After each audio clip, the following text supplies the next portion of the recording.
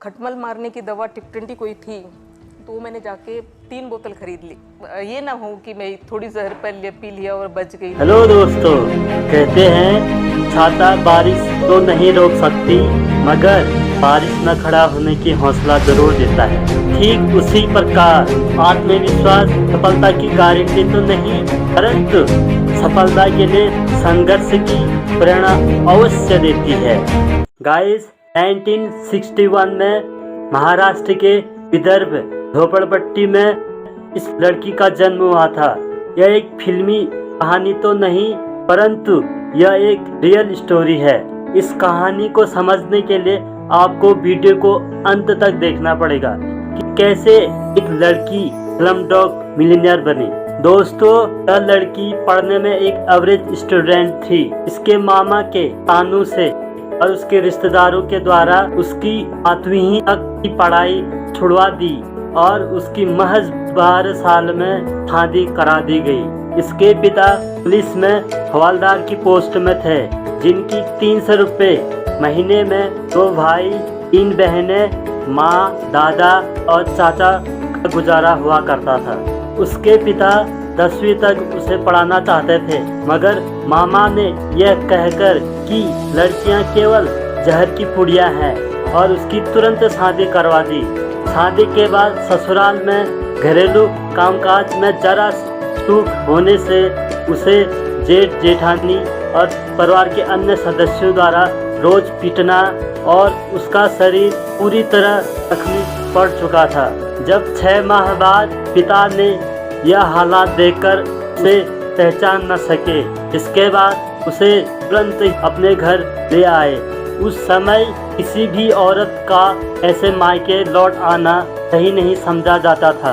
उसके बाद उसके पिता ने उसे स्कूल भेजा मगर लोगों और स्कूल के साथियों द्वारा उसे बार बार ट्रोल किया जाता था।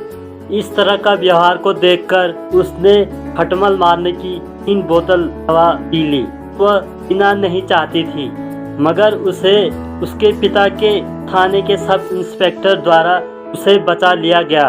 महादेव की लड़की ने ऐसा कुछ गलत किया होगा जिसके लिए वह मरना चाहती थी, यह कहकर लोगों ने फिर उसे ताने मारने शुरू कर दिए।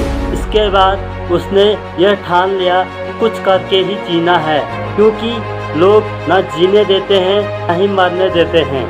गाइस, उसके बाद उसने जॉब करना चाहा मगर कम उम्र और शिक्षा उसे आर्मी और पुलिस में जाने से रोक रही थी।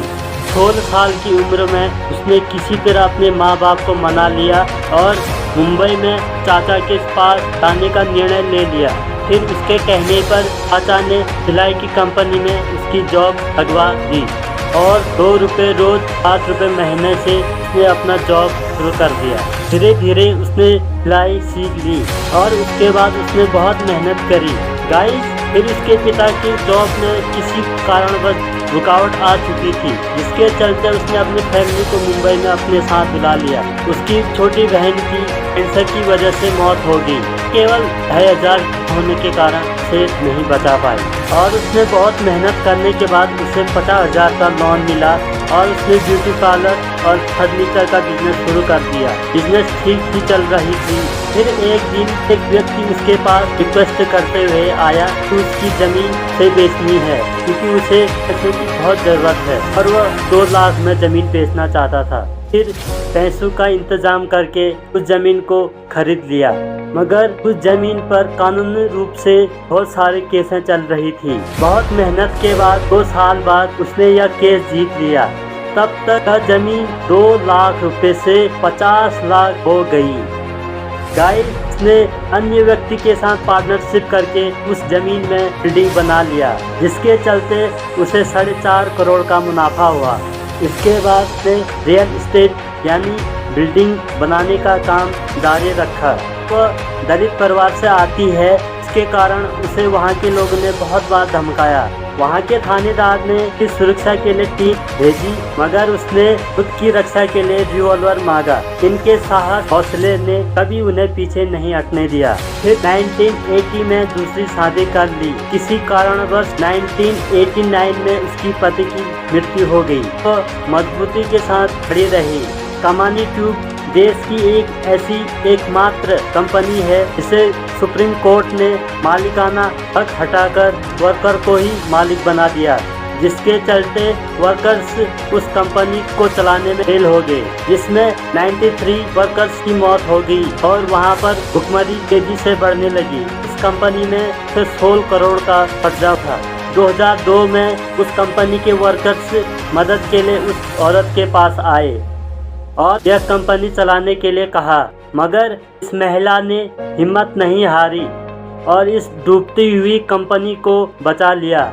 2 साल के कठिन परिश्रम के बाद इस महिला ने उस कंपनी को कर्जा मुक्त बना दिया और वर्कर्स को पूरी सैलरी देने लगी।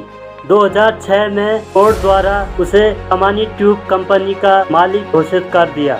आज यह कंपनी 3,500 करोड़ की कंपनी बन चुकी है और इस महिला का नाम है कल्पना सरोज। आज कल्पना सरोज के नाम से मुंबई में 2 रोड बनी हुई हैं, जो कुर्ला कमानी और रामजी भाई कमानी के नाम से जानी जाती है। गाइस, इसके लिए 2013 में राष्ट्रपति द्वारा पद्मश्री अवार्ड और 2019 में वर्तमान राष्ट्रपति द्वारा नारी शक्ति अवार्ड भी दिया गया है। आज कल्पना सरोज भारतीय महिला बैंक के बोर्ड ऑफ डायरेक्टर भी हैं। कल्पना सरोज का यहाँ तक पहुँचना आसान नहीं था, इसके लिए उसने अपने परिवार को छोड़ा और मौत की मुँह से गुजरी थी। 2 पंक्तियों के साथ इस वीडियो को समाप्त करना चाहूँगा। छोटी सोच और पाँव में लगी हुई मोच इंसान को कभी दूर नहीं ले जा सकता। So big dream, set goals, take action and be patient, then stick it out and get your rewards. Thank you for watching.